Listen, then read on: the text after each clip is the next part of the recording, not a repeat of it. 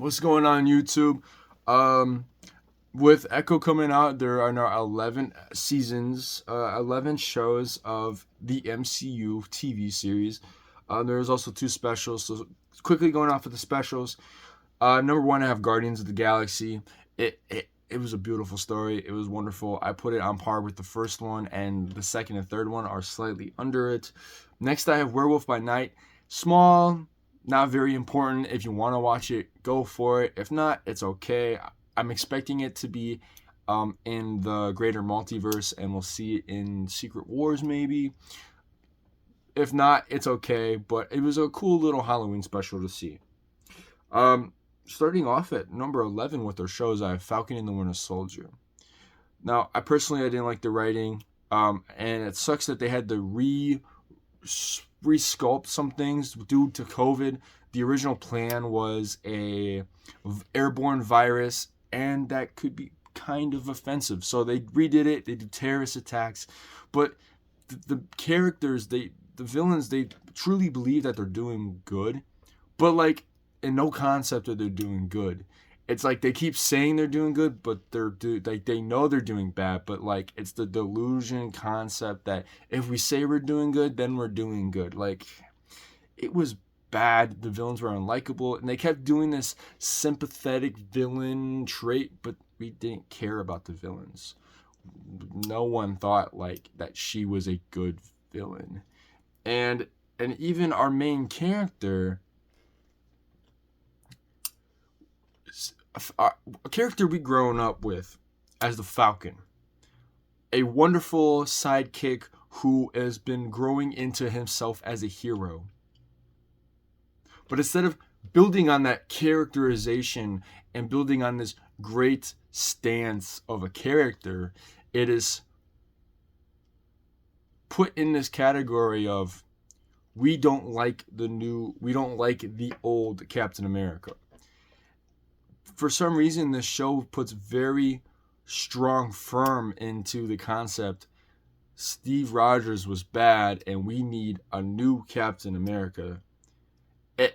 They did a lot of hating on our classic character we grew up with, who we love, who is the type of person to jump on a grenade and save his people, who would sacrifice himself and time again to save other people. But in the show, it goes, but he wasn't our Captain America. He's their Captain America. It's like, to build up your new character, you tear down the one that was already popular, that ones that already people loved. And when you could have just built up Sam as the new Captain America, and we could have all loved him, you tore down his mentor. You tore down his mentor, man. Next, I have Secret Invasion at number 10. Now, Secret Invasion was a great start. Episode 1 was really good, but by the time it got really slow, really boring, and at the end of it, it was a useless battle between two CGI characters that no one really liked. I don't know if anyone really liked the winner of that battle. And the big popping thing, that Rhodey has been a Skrull since Civil War, brings up the fact that Rhodey doesn't know that his best friend Tony Stark died and sacrificed himself to save the world. That's pretty horrible. So that's pretty horrible. So number 9, I have She-Hulk.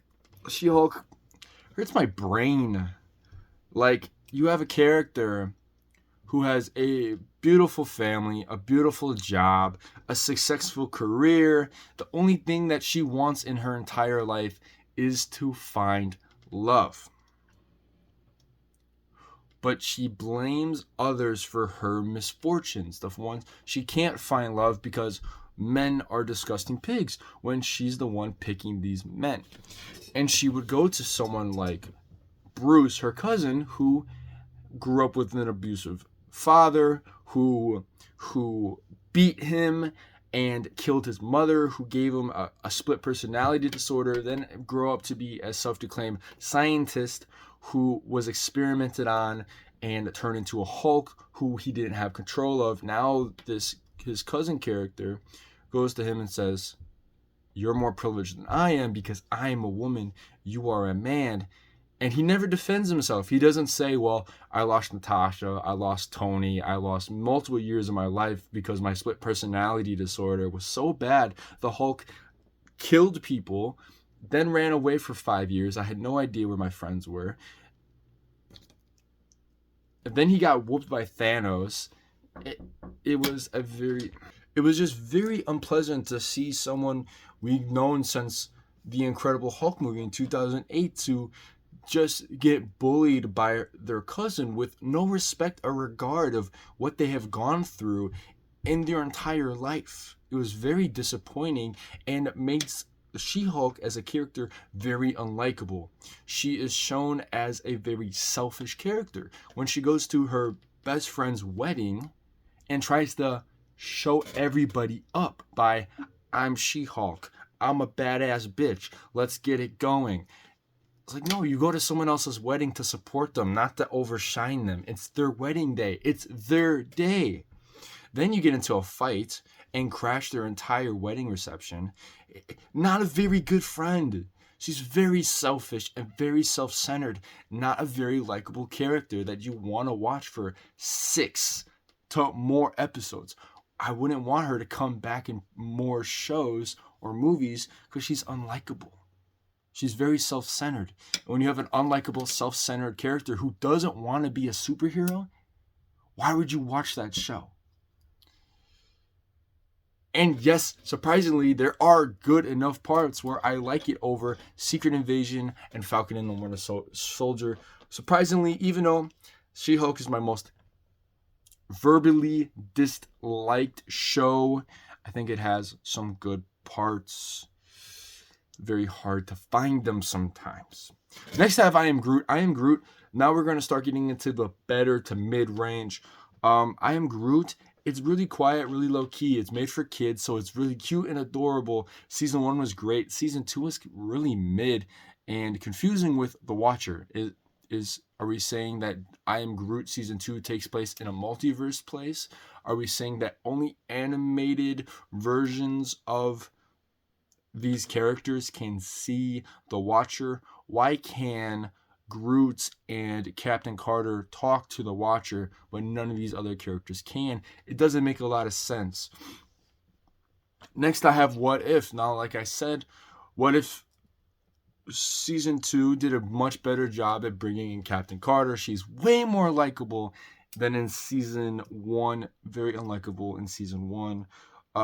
Season 1, all in all, was mid at best. I really didn't like it, but it had some great episodes, and Season 2 really bumped it up for me.